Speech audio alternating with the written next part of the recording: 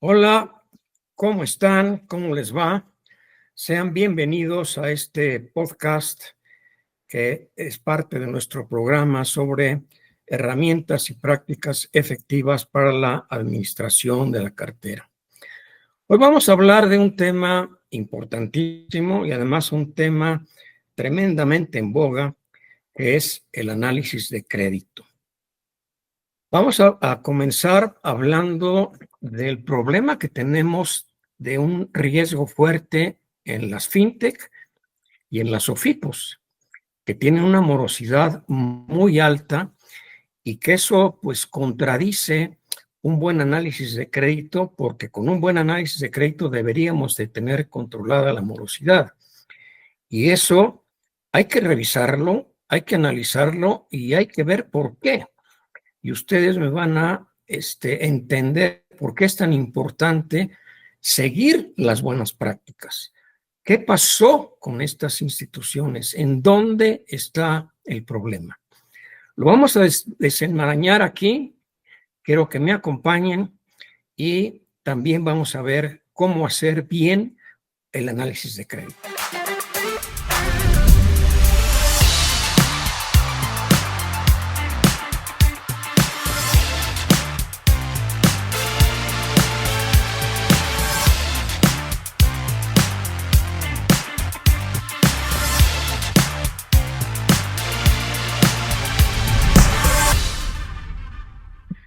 Bien, prácticas y tecnologías efectivas para la administración de instituciones financieras, análisis de crédito.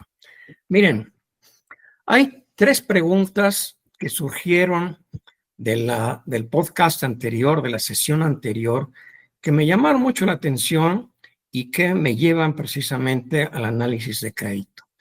Había una que sobre todo me llamó mucho la atención porque me dijeron que yo he sido un tanto rudo al decir que Kame quebró por la morosidad, cuando en realidad a junio de 2024 reportaba 2.42%. En marzo de 25, 5.69 y en junio del 25, el 10.47. Y está abajo del promedio del sector de las fintech y las SOFIPOS que hacen crédito personal. Entonces, pues parecería que, pues, si está abajo de ellos, ¿qué está pasando? Por otro lado, pues resulta muy contradictorio y podríamos decir hasta resulta pues muy estúpido pues hablar de tecnología para el análisis de crédito cuando resulta que hay más morosidad que antes. Eso como que habla de que algo no está bien, de que algo no estamos haciendo bien y que entonces necesitamos ver en dónde está el problema. Porque la morosidad no solo se ha controlado, la morosidad sigue aumentando. Si nosotros pudiéramos ver el comportamiento de la morosidad a través del tiempo, lo que nos daríamos cuenta es que en los últimos 4 años ha venido aumentando consistentemente y no se controla. ¿Qué es lo que está pasando? Quiero, para poner un poquito en contexto, porque es muy importante esto para poder después explicar el por qué el análisis de crédito no está bien, quiero dar algunos datos importantes del sector financiero.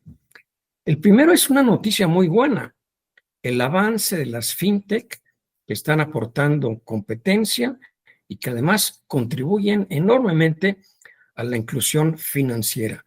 Los dos temas importantísimos en el sistema bancario mexicano. Las fintech vienen teniendo un crecimiento del 20% anual en promedio, aunque hay unas que crecen muy rápido. Sin embargo, la morosidad que crece constantemente y alcanza casi el 30%. Es decir, prácticamente la tercera parte de la cartera trae problemas. Y entonces quiere decir que están operando en un alto riesgo de quiebre.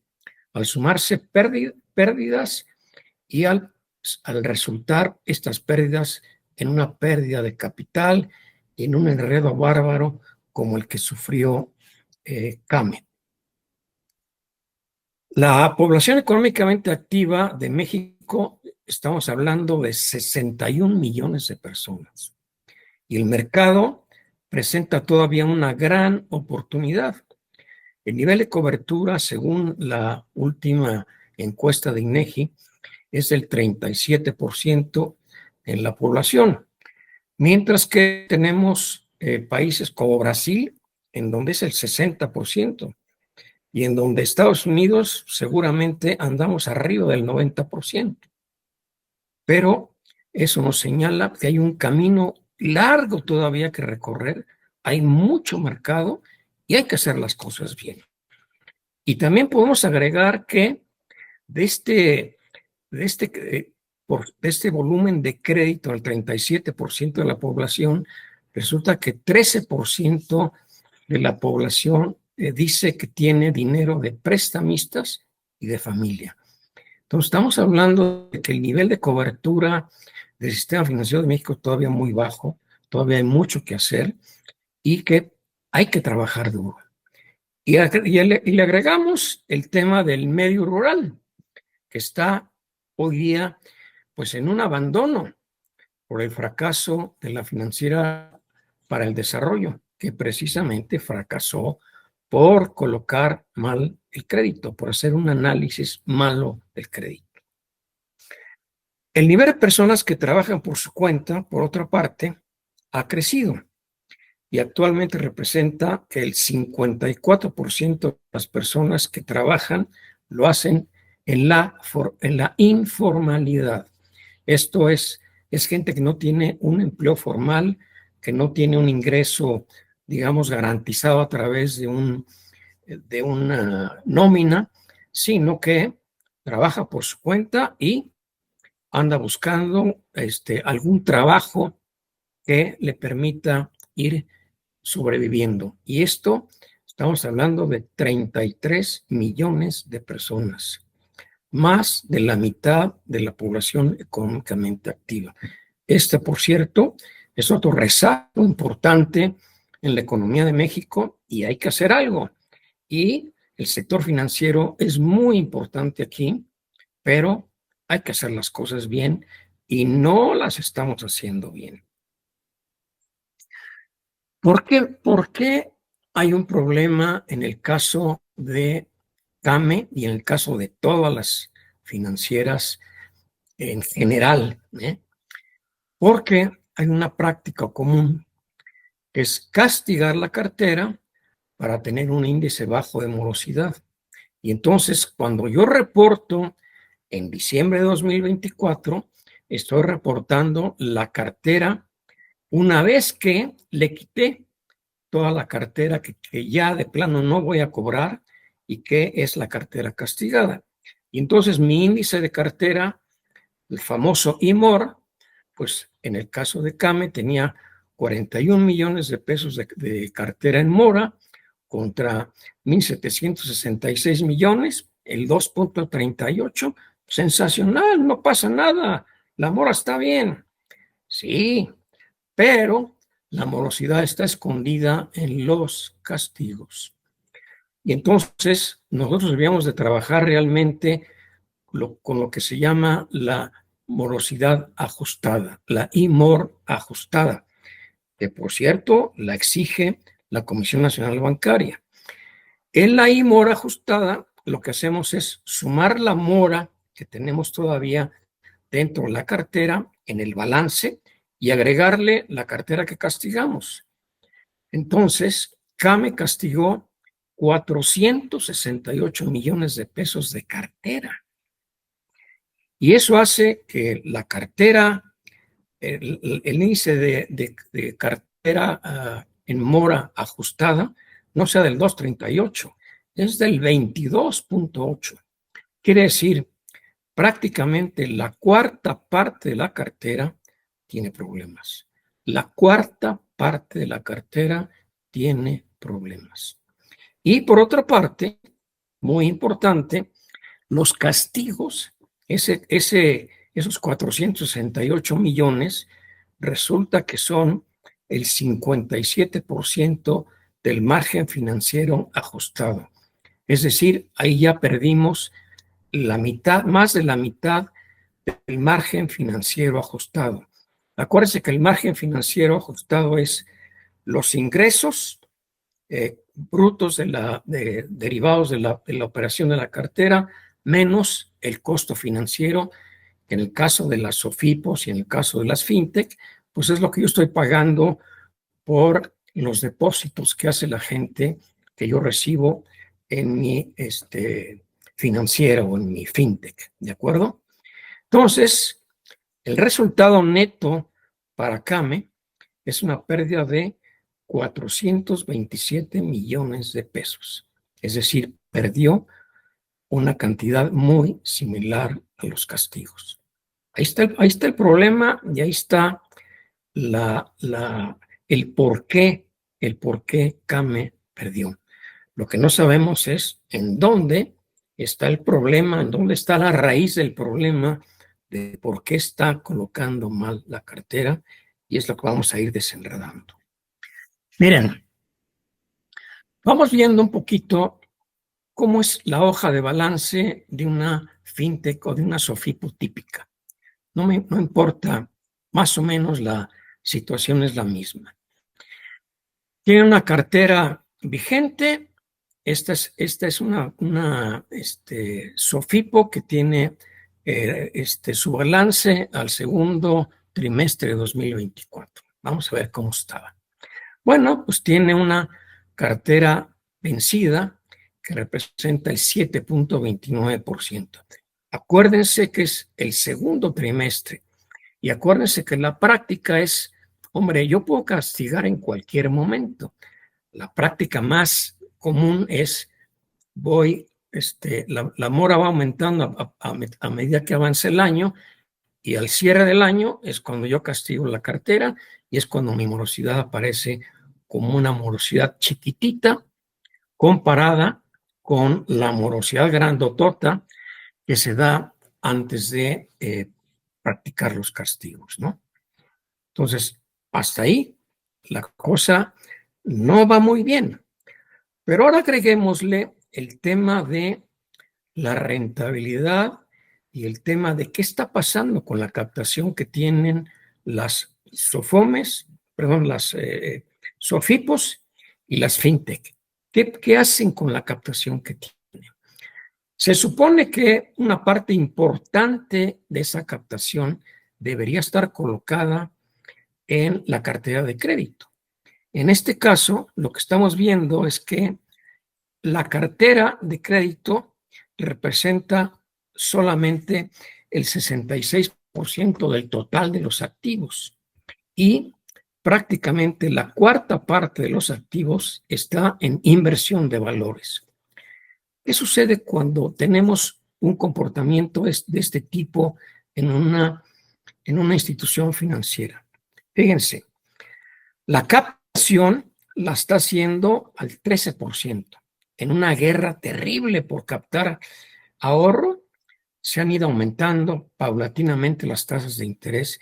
Entonces estamos pagando una tasa de interés altísima.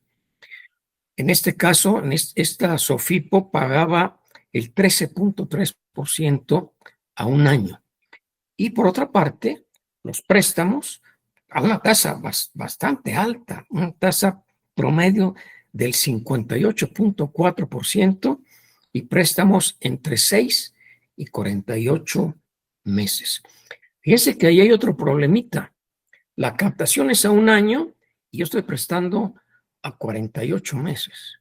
Aguas con eso, porque quiere decir que mi cartera no está calzada, no está armonizada con los vencimientos en la captación. Y eso me representa un problema, porque va a llegar un momento en que no voy a tener suficiente dinero para poder regresarle el depósito a la gente que regresen en mi depósito, y también no voy a tener dinero para pagar los intereses, ¿de acuerdo? Si yo capto al 13% y lo que tengo en inversiones en valores pues a lo mejor me está dando el 10%. Quiere decir que estoy perdiendo ahí 3 puntos. En esta guerra de captación estoy perdiendo 3 puntos. Más el calce, ya estoy teniendo una operación bien riesgosa. Tengo una operación bien riesgosa. Y en este caso, en esta fintech, lo que castigó de cartera fueron 300 millones de pesos. Ahora vean la estructura del capital y el pasivo. Mi pasivo representa el 89% del total de capital y pasivo. Y, por otra parte, mi capital, que originalmente era de 833 millones, resulta que ya acumulé pérdidas por 581 millones. Mi capital contable ya solamente es de 272 millones. Entonces, a medida que pierdo dinero, mi capital se va reduciendo y empiezo a entrar en problemas. ¿Qué le pasó a Kame? Si ustedes recuerdan, en los últimos días de operación de Kame, en los últimos meses de operación de Kame, Kame estaba tan desesperado por ganar la guerra de captación que entonces ofrecía boletos para entrar en rifas. Las rifas eran un viaje, era un automóvil, era dinero en efectivo, era premios y más premios en una lucha por captar dinero. ¿Por qué estaban tan ansiosos? ¿Por qué estaban tan urgidos de captar dinero? Porque resulta que la cartera ya no les daba suficiente dinero para pagar el ahorro. Se había perdido ese calce entre una cosa y la otra, y entonces mi cartera ya no rinde, estoy perdiendo intereses, porque además hay que recordar una cosa: castigo el capital, pero también perdí el 25% de los ingresos. Eso es terrible. Entonces, eso me mete en un problema en donde acabo necesitando forzosamente captar para poder seguir pagando lo que ya tengo captado, y se vuelve algo que permanentemente está aumentando y de donde no tengo forma de salir. Esto, señores, puede estar pasando en las SOFIPOS, en las fintech, si no corrigen el problema de colocación de crédito, y si no dejan absurda de tomar captación a costo tan alto. ¿Por qué lo están haciendo así? Bueno, hay una guerra, hay una competencia brutal, tanto de las fintech como de las SOFIPOS, por convertirse en esos famosos unicornios. Que es una entidad financiera que empieza a valer millones de pesos y que supera los millones de dólares. Entonces, yo quiero ser una de esas, y me vale gorro, y yo le entro duro y capto para poder crecer más rápido, y entonces doy la impresión de que estoy creciendo mucho, de que estoy teniendo una operación exitosísima, y eso atrae más capital, atrae más inversiones. Entonces, aparentemente todo está muy bonito. Pues sí, pero estas fintech y estas SOFIPOS que están metidas en esa guerra por crecer, están captando a tasas que son absurdas. Están generando cartera con errores de análisis. Y resulta además que la velocidad de generación de la cartera es inferior a la velocidad de la captación. ¿Qué sucede entonces? En muchas, sobre todo en muchas fintechs, pues que traen un exceso de liquidez, y ese exceso de liquidez no les está dando una tasa de interés para poder pagarle a los inversionistas. ¿Qué va a suceder? Pierden dinero. Revisen las fintech, todas están perdiendo dinero. Bueno, me refiero a las fintech que están en el segmento de crédito a las personas. Habrá fintechs que están más metidas en tarjeta de crédito, en otro tipo de productos de crédito, en donde no hay esta guerra terrible. Pero una gran mayoría de estas fintech que prestan dinero están metidas en esto y están metidas en este problema. Al aumentar la velocidad de generación de cartera, pues fíjense que una cuestión importante es que aparentemente ya no hay, no se está generando mora. Hay algo que también es importante mencionar. Cuando uno coloca crédito, la gente, si a la gente la estoy sobreendeudando, que eso es lo que está pasando, la estoy sobreendeudando, al principio la gente hace un esfuerzo y me paga. Entonces, a lo mejor me va a pagar la primera, la segunda, la tercera, la cuarta cuota. Pero llega un momento en que ya no hay dinero. Ya no hay dinero y entonces ya no me pueden pagar y entonces empieza a generarse la mora. Es decir, la mora no es algo que ocurra en la primera cuota, sino que ocurre más adelante. Y entonces, como la cartera creció, pues aparentemente la mora no es tanta. La única manera de entender bien y de revisar bien la mora y de estar cuidando la morosidad es hacer lo que se llama un análisis por cosechas. Es decir, yo la cartera la divido en segmentos de tiempo y para cada segmento de tiempo la analizo. Y entonces para cada segmento de tiempo voy viendo el comportamiento.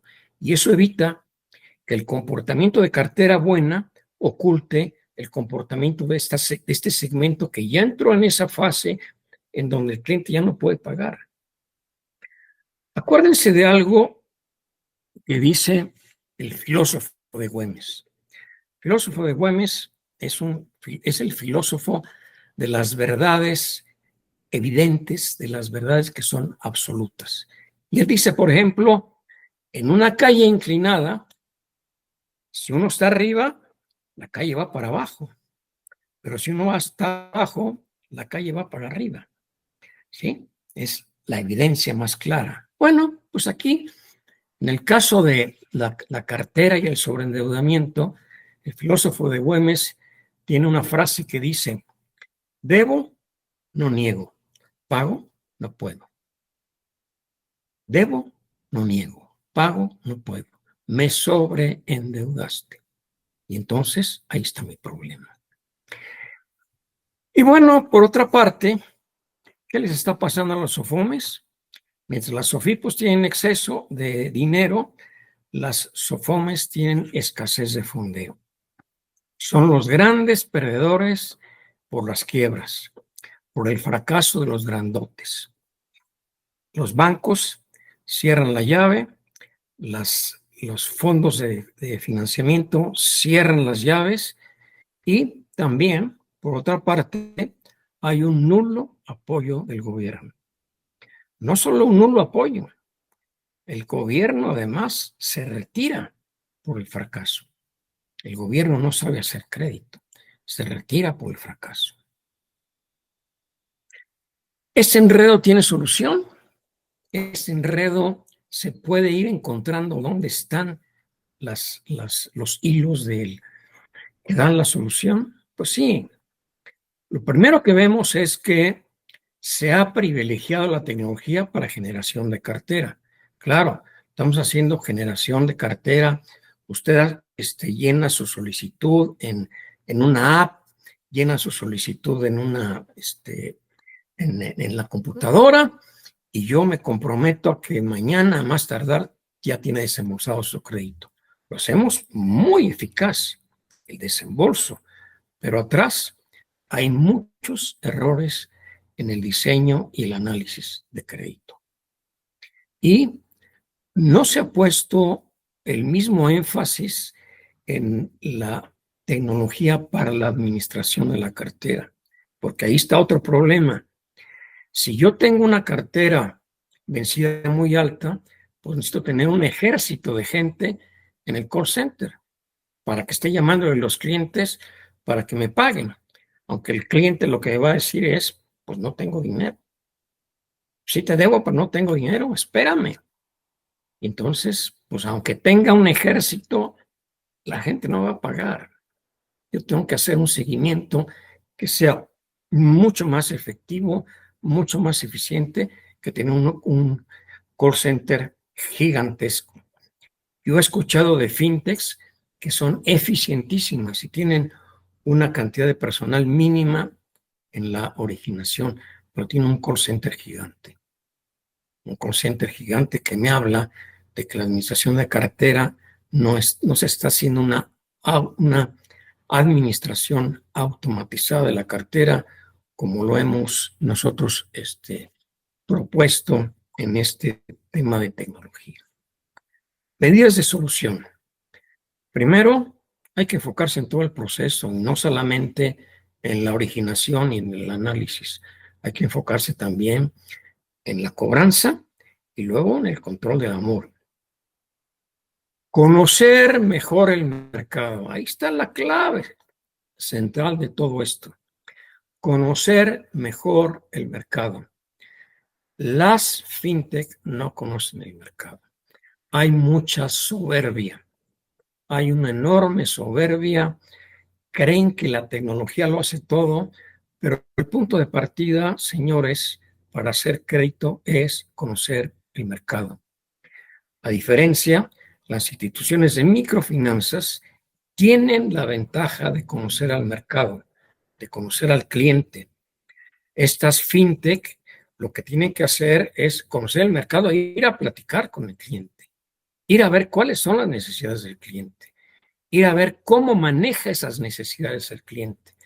Porque si uno entra a las páginas de estas fintech, de estas sofipos, dicen, hombre, yo te presto para lo que quieres, no me importa para qué lo quieres, yo te presto para lo que quieras. Sí, pero cuidado, porque si para lo que me estás prestando es para mi negocio, tienes que entender mi negocio, porque si no, me vas a sobreendeudar. ¿Qué va a pasar cuando yo no tomo en cuenta el ciclo comercial del negocio del cliente y le presto una cantidad muy grande de dinero y le presto a un plazo muy grande? Imagínense que el ciclo es 5 meses y yo le presto, hombre, entre más largo sea el plazo, más me conviene, porque entonces no tengo el costo de originar el crédito, sino que ya lo originé, ya está ahí y me está generando intereses. Sensacional. Y además a una tasa alta. No, pues está buenísimo. No. Préstales al plazo más grande que se pueda. A 60 meses. No me importa que ellos, su ciclo sean 6 meses. Pues sí, pero si usted le prestas a 60 meses, lo que está haciendo es ir reduciendo la cuota. Entonces, aparentemente, el cliente tiene una capacidad de pago para esa cuota. Pues sí, pero es a 60 meses. Tú le presté mucho dinero, lo sobreendeudé. El dinero que no va a meter al negocio, porque es mucho dinero, ¿qué le va a hacer? Pues va a ser consumo. Y si es consumo, va a descuidar el negocio. Y entonces después va a decir, bueno, ahora necesito crédito para operar el negocio. Ah, sí, pero resulta que ahora sí, el tope de tu capacidad de pago ya no da. Entonces ya no hay dinero para el negocio en la torre. Entonces ya se vio afectado el negocio y con más ganas te voy a decir, debo, no niego, pago, no puedo. Entonces, lo que se necesita hacer es regresar al origen. Esto es, hay que estudiar el mercado, hay que entender el mercado y hay que diseñar producto o productos para segmentos de mercado. O sea, no se trata de generar un producto para el 60% de la población que hoy no tiene crédito o para los 60 millones que representa la población económicamente activa. No es lo mismo prestarle al que tiene crédito de nómina en el sector público que al que le podemos dar crédito de nómina en el sector privado, que al que tiene ingresos por una operación en una micronegocio, que al que está en un pequeño negocio, que al que está empleado en un pequeño negocio, pero está en el sector informal. Cada uno de esos representa un segmento distinto. No el 60%, ese 61 millones de personas no es una cosa amorfa, tiene segmentos bien claros y cada segmento debe tener un producto específico. Si no se hace así, ahí está el problema. La raíz del problema, señores, no está en la tecnología. La raíz del problema está en que yo estoy haciendo un crédito demasiado genérico. Y entonces, pues, la tecnología me va a analizar según el paramétrico que yo le envíe, pero mi paramétrico va a estar mal, porque no estoy entendiendo bien el segmento y seguramente va a haber variables que no estoy tomando en cuenta en el paramétrico. Tenemos que regresar a hablar de mejores prácticas. Miren, las mejores prácticas no han cambiado, no han cambiado. Las mejores prácticas, en esencia, es lo mismo. Lo que hemos hecho es agregarle tecnología para hacerlas más eficientes y efectivas. Es decir, el análisis de crédito antes había que seguir toda una metodología. Hoy, parte de esa metodología se hace tecnológicamente. Yo puedo, a través de tecnología, analizar mucho más rápido el nivel de endeudamiento que trae un cliente, puedo analizar más rápido el flujo de efectivo, puedo, por lo tanto, conocer cuál es el flujo libre, el nivel de endeudamiento del cliente y puedo hacer más eficiente lo que antes se hacía de una manera muy manual, si acaso con la ayuda por ahí de una hoja de Excel, pero hasta ahí. Hoy tenemos tecnología para hacer mucho más eficiente esto que es la mejor práctica. El principio que origina esta mejor práctica es: un crédito debe diseñarse a partir de conocer el mercado. Este es un principio fundamental y por eso es que existen diversos productos de crédito. Por eso no podemos hablar de un producto que atienda a todo el mercado. Mejor práctica: segmentar el mercado y luego conocerlo. Ya tengo un segmento. Gente que necesita comprar equipo en las pymes. Perfecto. Hagamos arrendamiento. Hombre, ahí hay un vacío gigante. Las dos más grandes arrendadoras del país quebraron. Bueno, no quebraron. Una de ellas todavía no regresa a trabajar. Ahí está, pero no ha regresado a trabajar. Hay un mercado inmenso, ¿sí? Y es un crédito que además está garantizado.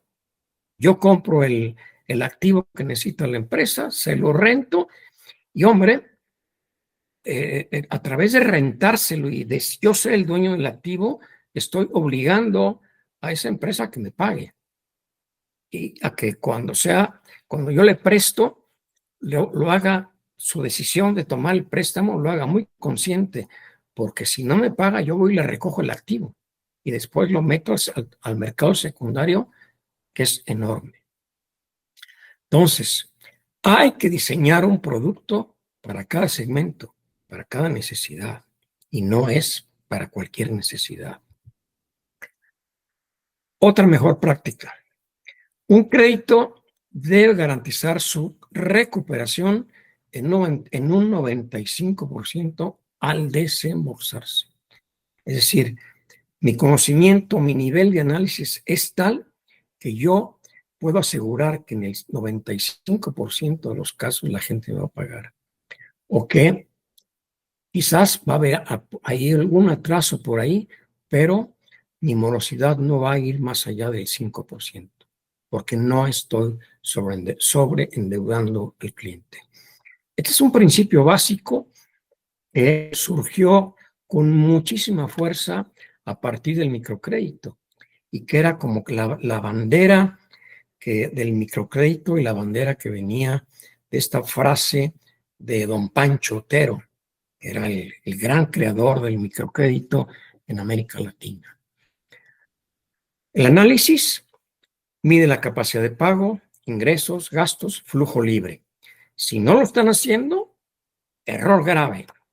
Voluntad de pago. No solamente es la capacidad, ahora tengo que ver la voluntad de pago.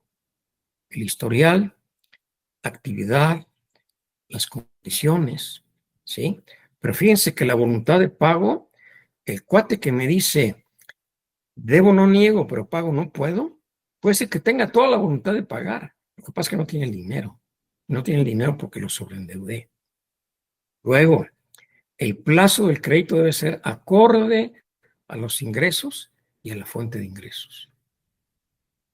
Acorde a la fuente de ingresos, al ciclo económico de la fuente de ingresos. Y el monto, hombre, el monto hay que empezar con prudencia y luego hay que crecerlo según el comportamiento. Si desde el principio le presto todo el flujo libre, pues, hombre, y no conozco al cliente y no conozco el segmento, también estaría haciendo un grave error en el análisis de crédito. Pues ahí está, mejores prácticas y ahora es la misma mejor práctica, pero ahora lo puedo hacer con más tecnología. Antes era dificilísimo hacer un paramétrico de crédito, hoy lo podemos hacer. Tenemos muchas herramientas para hacer el paramétrico y tengo muchas herramientas para ir corrigiendo el paramétrico. Pero aguas, esto que decíamos aquí, esto que señalo ahí en rojo, que es el crédito regenerativo, aguas, el crédito regenerativo no lo puedo hacer si yo metí un paramétrico equivocado, porque la inteligencia artificial no es otra cosa más que hacer un análisis de una gran masa de datos. Pero si esa gran masa de datos está mal planteada y le faltan variables, pues la inteligencia artificial no va a servir para nada. Créanme, yo puedo decir que estoy usando inteligencia artificial, me río. Si el paramétrico está mal, yo me río de alguien que diga que está usando inteligencia artificial. Es ridículo. Es ridículo que alguien me diga eso. Como es ridículo la manera en la que se está haciendo hoy el análisis de crédito en las fintech y en las SOFIPOS que presentan ese altísimo nivel de morosidad. ¿Cómo debe ser un paramétrico? Insisto, el paramétrico tiene que ser para cada segmento, porque para cada segmento voy a tener un producto. Y fíjense que acá, en esta dimensión que se llama estructura y nicho de mercado, yo he quitado el tema segmento, porque cada segmento va a tener estas 5 variables. Cada segmento voy a definir un producto. Tengo un segmento que es crédito empresarial para alguien que tiene un ciclo de ventas de 2 meses. Muy bien. Entonces hago un producto para ese segmento, estudio bien al segmento, probablemente las tiendas de abarrotes, probablemente el comercio informal por ahí. Eso me va a permitir hacer un buen paramétrico y lo voy a hacer bien rápido. Y rápidamente voy a conocer el mercado. Pero antes tengo que ir a hablar con los clientes, tengo que ver cómo funciona su negocio, tengo que entender muy claramente el segmento y entonces ya puedo construir el paramétrico. Antes no. Quiere decir, los primeros créditos a lo mejor no lo voy a hacer con un paramétrico, lo hago a la antigüita, sin el paramétrico, con un análisis, con un asesor de crédito. Pero una vez que tengo información, y esa información la tienen las SOFOMES, entonces hagan alianza con las SOFOMES, hagan alianza con las SOFOMES. Ahí está una forma también de resolver el problema. Las SOFOMES, a lo mejor muchas de estas no tienen estos paramétricos, ustedes lo pueden ayudar a construirlo y entonces hacer una alianza en donde quien conoce el mercado me va a decir cómo y quien conoce la tecnología me la va a dar. Pero aguas, yo también tengo tecnología, yo se las puedo dar. Yo les puedo ayudar a construir un paramétrico con estas 5 dimensiones. Capacidad de pago, le doy una ponderación. ¿Qué implica capacidad de pago? Pues implica tener variables como los ingresos, los gastos, el flujo libre, el historial de nivel de endeudamiento en el buró de crédito, y el objetivo es medir la solvencia financiera. Segunda dimensión, la voluntad de pago. ¿Qué peso le doy? El que yo quiera. Por ejemplo, 25%. ¿De qué depende? El historial de pagos, el tipo de actividad, las condiciones personales, el tipo de persona de que se trata. Ya sabemos que las mujeres pagan mejor que los hombres. Ya sabemos que la gente que tiene más de un año en el negocio paga más que el que está comenzando el negocio. Ya sabemos que los jóvenes son muy inestables y entonces alguien que tiene menos de 25 años no le presto de plano, porque es muy difícil que haya estabilidad. Y no, si no hay estabilidad en la actividad, pues entonces la fuente de ingresos se pierde. ¿Cuál es el propósito? ¿Cuál es el objetivo de esta variable de voluntad de pago? Es evaluar el compromiso y la disciplina, además de la experiencia de la gente. Otra dimensión, el plazo del crédito. ¿Qué ponderación le voy a dar? 10%. La relación entre la estabilidad, el horizonte de ingresos, y me va a permitir alinear el vencimiento y el flujo de crédito. Y me va a permitir no sobreendeudar al cliente en función de cuál es su ciclo económico. Cuarta dimensión, el monto del crédito. Ya analicé todas las variables anteriores, ahora voy a definir el monto del crédito. La relación entre el flujo libre, el comportamiento histórico y el nivel de voluntad de pago que yo me di. Esto es dimensionar de manera prudencial el monto del crédito. Y luego la quinta dimensión, que es muy importante y es quizás de las dimensiones más complicadas, porque aquí ya no solamente depende del segmento, depende mucho del nicho específico en donde esté ese cliente. Entonces, si yo tengo un segmento que es pymes, a lo mejor tengo que ver ahora dentro de las pymes, ver nichos. Puede ser que varíe el paramétrico según el nicho. Tengo que ver el sector de actividad, tengo que ver la rentabilidad, tengo que ver el nivel de competencia que hay en ese mercado, tengo que ver el nivel de concentración de clientes que tiene mi acreditado, tengo que ver qué variables son las que son relativamente importantes según la ponderación que yo le estoy dando. Pero entre más variables pueda yo conjuntar, más efectiva va a ser mi análisis, más completo va a ser mi análisis. Yo, no sé, me permitiría dudar de que alguna de estas fintech tenga, primero que nada, conocimiento del mercado y por lo tanto productos específicos para cada segmento. Y luego, un paramétrico tan completo que permita hacer esto. Esto, señores, es lo que nos permite desenredar todo y lo que nos permite ver que no es ilógico usar tecnología para el análisis de crédito. Lo que pasa es que hay que saberla usar. Y nosotros, aquí en Junius, nosotros en IDEO, sabemos hacerlo. Muchas gracias por habernos acompañado hasta este final del análisis. Hemos desenredado este tinglado que se presenta en el alto riesgo en el que están operando las SOFIPOS y las FinTech. Nosotros aquí en Juniors les podemos ayudar.